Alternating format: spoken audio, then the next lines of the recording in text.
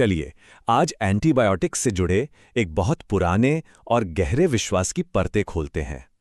सवाल बहुत सीधा सा है ना? कौन सी एंटीबायोटिक बेहतर है? एक जो बैक्टीरिया को सीधे सीधे मार दे या दूसरी जो बस उनकी ग्रोथ रोक दे?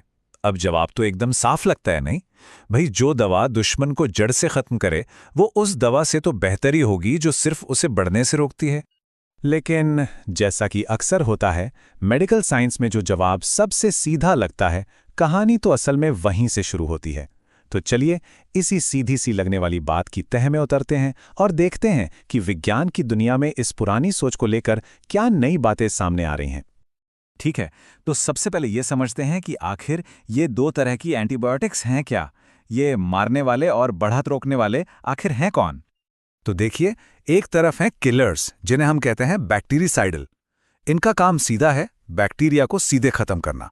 और दूसरी तरफ हैं ग्रोथ स्टॉपर्स, यानी बैक्टीरियोस्टैटिक। ये क्या करते हैं?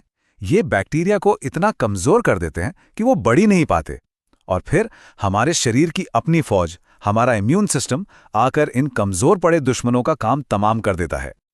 और देखिए, दशकों से, मतलब बहुत लंबे समय से मेडिकल की दुनिया में एक ही बात पत्थर की लकीर मानी जाती रही है कि अगर इन्फेक्शन सीरियस है तो भाई किलर दवा ही देनी है, कोई चांस नहीं लेना। बस वही दवा काम करेगी जो दुश्मन को कोई मौका ही न दे। लेकिन यही कहानी में आता है एक मजेदार ट्विस्ट। ये जो बंटवारा है ना किलर्स और स्टॉपर्स का, ये जितना साफ सुथरा कागज पर दिखता है, असल में उतना सीधा है नहीं। अब ये सारा का सारा क्लासिफिकेशन, ये पूरा बंटवारा एक लैब टेस्ट पर टिका है जिसे कहते हैं MBC/MIC रेशियो। अब नाम सुनने में थोड़ा टेक्निकल लग सकता है, पर इसका काम बहुत सिंपल है। ये बस एक टेस्ट ट्यूब में ये देखता है कि दवा की कितनी डोज बैक्टीरिया को मार पाती है और कितनी सिर्फ उसकी ग्रोथ को रोक पाती है। और असली प्रॉब्लम यहीं से शुरू होती है। ये टेस्ट होता है लैब की एक टेस्ट ट्यूब में, इंसानी शरीर के अंदर के कॉम्प्लेक्स माहौल में नहीं। ये टेस्ट हमारे इम्यून सिस्टम को गिनती में नहीं लेता, दवा की डोज को नहीं देखता, या इन्फेक्शन शरीर में कहाँ है, इन सब बातों को पूरी तरह नजरअंदाज कर देता है। और ये टेबल देखिए, ये इस बात का जीता जागता सबूत है।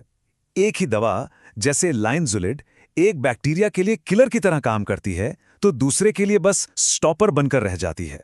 मतलब साफ है, ये जो लेबल है ना, ये कोई पत्थर की लकीर नहीं है, ये तो बैक्टीरिया और हालात के हिसाब से बदलते रहते हैं। तो अगर लैब के ये लेबल्स इतने भरोसे के लायक नहीं हैं, तो फिर असली टेस्ट क्या है? असली कसौटी वो है मरीज।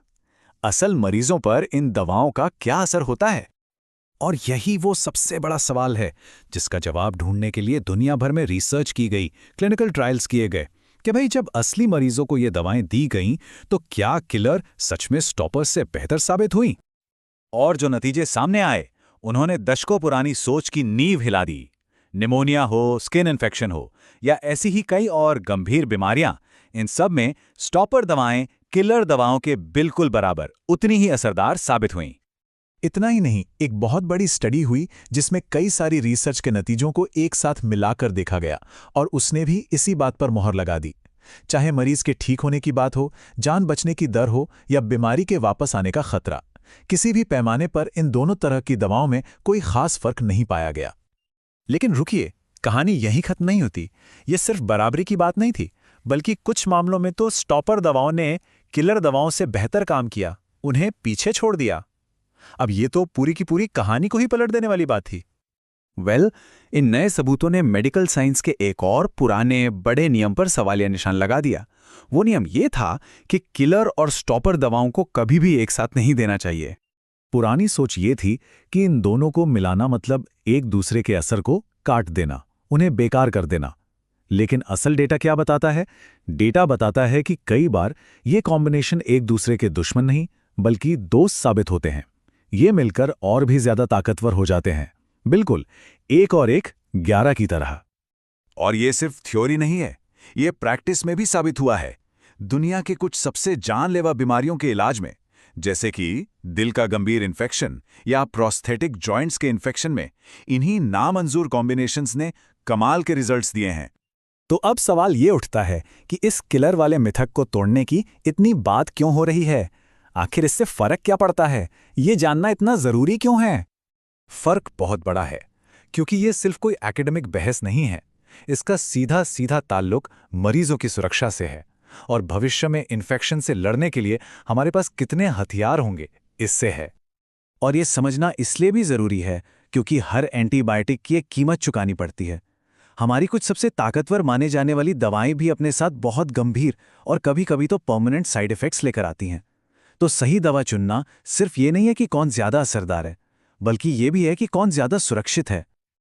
और ये सारी बातचीत उस समय हो रही है जब बैक्टीरिया लगातार हमारी दवाओं के खिलाफ ज़्यादा से ज़्यादा मजबूत होते जा रहे हैं, जिसे हम एंटीबायोटिक रेजिस्टेंस कहते हैं। अभी हाल ही में 2024 में दुनिया भर के नेताओं ने इससे मानवता के लिए सबसे बड़ी चुनौतियों में से एक माना है। तो कुल मिलाकर सबक साफ है। हमें इन किलर और स्टॉपर जैसे आसान ब्लैक एंड व्हाइट लेबलों से आगे बढ़ना होगा। ये समझना होगा कि हर मरीज अलग है, हर इन्फेक्शन अलग है और इसलिए इलाज भी उतना ही सोच समझकर ज्यादा समझदारी से चुनना होगा। तो आखिर में ये सवाल सोचने पर मजबूर करता है कि जब हमारा दुश्मन यानी बैक्टीरिया खुद को बचाने के लिए लगातार इवॉल्व हो रहा है, लगातार बदल रहा है, तो क्या ये जरूरी नहीं कि हम भी उनसे लड़ने के अपने तरीकों को इवॉल्व करें? शायद अब वक्त आ गया है कि हम अपनी पुरानी धारणाओं को छोड़कर नई साइंटिफिक सोच के साथ आगे बढ़ें।